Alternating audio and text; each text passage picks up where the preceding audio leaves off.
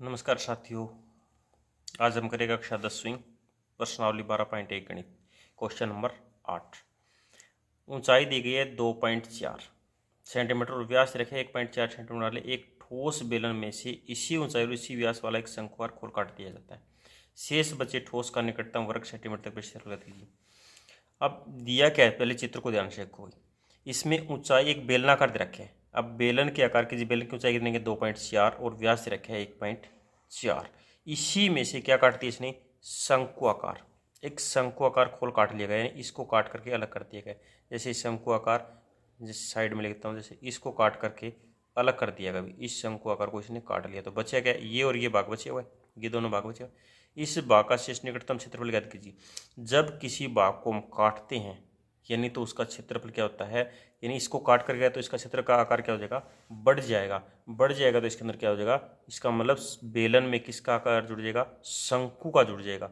शंकु जुड़ने के बाद में इसमें और क्या रखे, शेष बैठो ऊपर किसके आकार का हुआ है, वृत्त के आकार का, तो साथ में हो जाएगा वृत्त का क्षेत्रफल। अब तीन चीजें हमारे पास आई।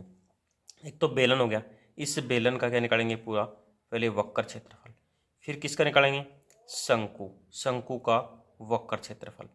शंकु का क्षेत्रफल प्लस में किसका हो जाएगा, ऊपर वृत्त के आकार का वृत्त क्षेत्रफल, यानी बेलन का वक्र प्लस शंकु का वक्र प्लस में वृत्त का क्षेत्रफल। अब चाहिए हमें शंकु की तिर्यक ऊंचाई। शंकु की तिर्यक ऊंचाई नहीं है तो शंकु की पहले तिर्यक ऊंचाई निकालेंगे। तो देखो भी शंकु का व्यास 1.4 सेंटीमीटर दिया गया। त्रिज्या क्या हो जाएगी इसकी, त्रिज्या हमेशा दुगुनी आधी होती है इसकी, तो कितना आ जाएगा 0.7 कर ले या फिर क्या है 1.4/2 कर दो इसको, तो कितना आ जाएगा 0.7 क्या आ जाएगा सेंटीमीटर। त्रिज्या हमारे पास मिल गई।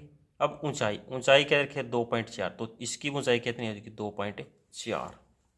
ऊंचाई दी गई है 2.4 सेंटीमीटर। शंकु की त्रिज्या दे रखी है, ऊंचाई दे रखी है, निकालनी क्या है तिर्यक ऊंचाई। शंकु की तिर्यक ऊंचाई यानी एल निकालनी है, क्या होती है h² प्लस में r² अंडरूट। एच कितना है 2.4, 2.4 का स्क्वायर प्लस r 0.7 का स्क्वायर। अब पॉइंट एक बार छोड़ दो, क्या इसमें 2.4 है ना, तो इसको पॉइंट छोड़ के 24 लिख दिया। अभी 24 को अगर 24 से गुणा करते हैं तो क्या आता है 576 आता है। अब बच्चे गलती कहाँ करते हैं, 576 तो आ गया, अब दशमलव कहाँ लगानी है। देखो भी अगर 24 को हम 24 से गुणा करते हैं तो एक पॉइंट यहाँ पे है और एक यहाँ पे है, दो, तो दो बाद में क्या है पॉइंट लगाएंगे। प्लस 7 को 7 से गुणा कर दो 49, 49 हो गया, तो 0.7 यहाँ पे है और 0.7 तो दो बाद में दशमलव लगा दो, दो बाद में दशमलव लगाएंगे तो कितना आ जाएगा 0.49।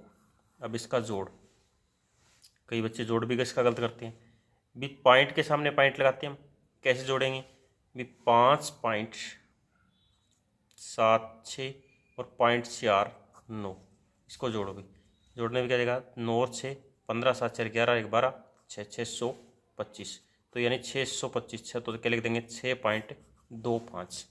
अब 625 का क्या निकालना हमें, वर्गमूल निकालना है। अब वर्गमूल भी निकालना नहीं आता कई बच्चों को, तो ये भी समस्या होती है।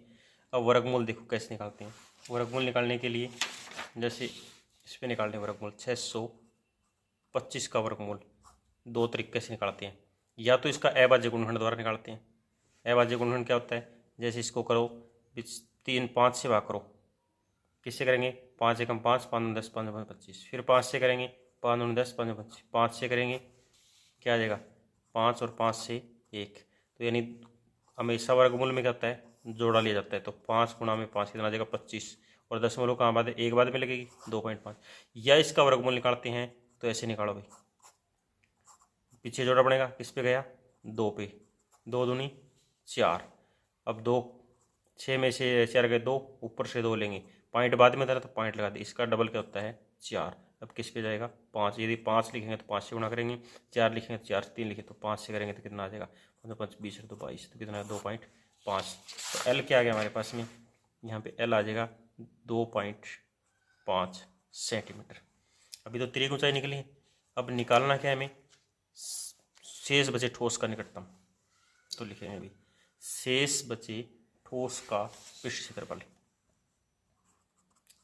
शेष बचे ठोस का पृष्ठीय क्षेत्रफल। संख्या लिखेंगे, बेलन का वक्र, बेलन का वक्र क्षेत्रफल प्लस शंकु का वक्र क्षेत्रफल, और प्लस में क्या जाएगा, पेंदी का क्षेत्रफल। पेंदी किसकी है, प्लस में क्या जाएगा, उसकी जो दिया गया ठोस की पेंदी का क्षेत्रफल। अब तीनों को लिख देते हैं।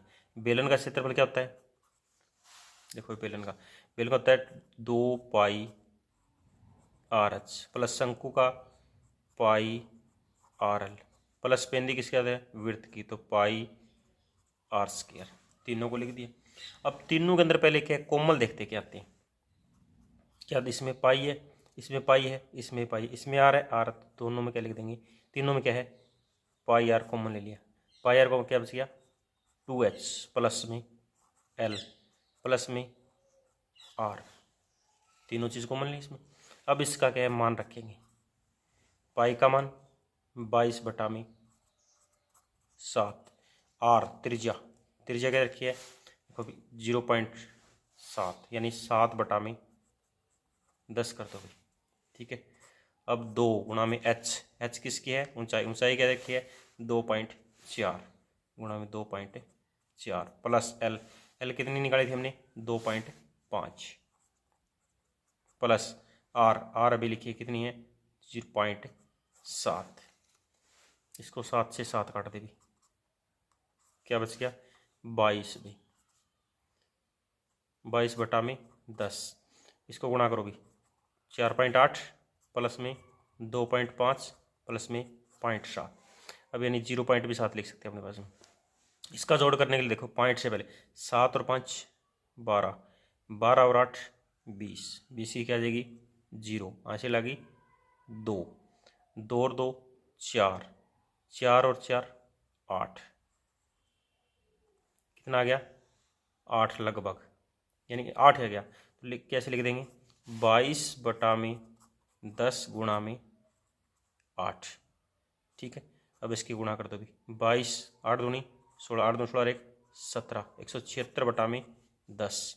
इसको बटा 10 है तो दशमलव लगा दो, क्या जाएगा 17.6, किस में आ जाएगा, वर्ग क्षेत्रफल किस में आता है, हमेशा वर्ग सेंटीमीटर में आता है, तो 17.6।